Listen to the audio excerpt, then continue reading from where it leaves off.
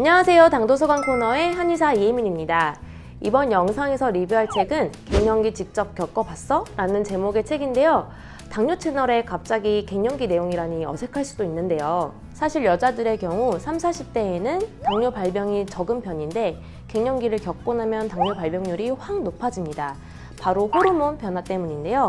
그래서 여성분들은 당뇨 관리를 위해 그리고 더 나은 건강 관리를 위해 갱년기를 잘 지내야 하고요. 힘든 증상이 있다고 하면 바로바로 치료해야 합니다.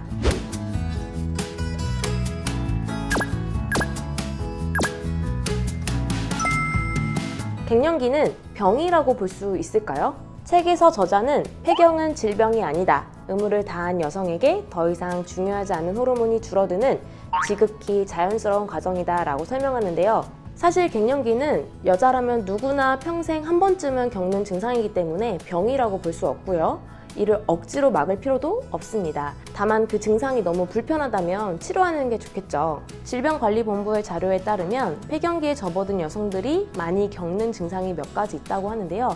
첫 번째가 기억력과 집중력 저하이고요. 두 번째가 안면 홍조 등의 신체적 증상, 세 번째가 신경질, 우울증 등의 정신적 증상이라고 합니다. 특히 안면 홍조는 갱년기 여성 중에 75% 이상이 겪는 증상이라고 하니 매우 흔한 증상이라고 볼 수 있겠습니다. 이러한 갱년기 증상이 왜 생기는 걸까요? 우리는 흔히 여성 호르몬의 감소가 갱년기 증상을 만든다라고 생각하는데요. 전체 갱년기 여성들 중에 25%만이 극심한 갱년기 증상을 겪는다고 합니다. 이 말은 여성 호르몬이 감소한다고 해서 무조건 갱년기 증상이 극심해진다는 건 아니라는 뜻이고요. 반대로 여성 호르몬의 보충만이 갱년기 증상을 없애는 유일한 해결책은 아니라는 뜻입니다. 더불어 여성 호르몬을 복용하기 어려운 경우도 있죠. 현재 유방암 치료를 받고 있거나 과거 유방암 진단을 받은 경우, 급성 담낭 질환이나 간 기능 이상이 있는 경우, 혈전 질환이 있는 경우 등인데요. 여성 호르몬이 이러한 질환의 증상을 악화시킬 수 있기 때문에 복용을 피하시는 게 좋습니다. 저자는 여성 호르몬을 복용하는 게 유일한 해결책이 될 수 없다고 주장하는 그 이유를 설명하기 위해 사람의 몸을 땅에 비유를 했는데요.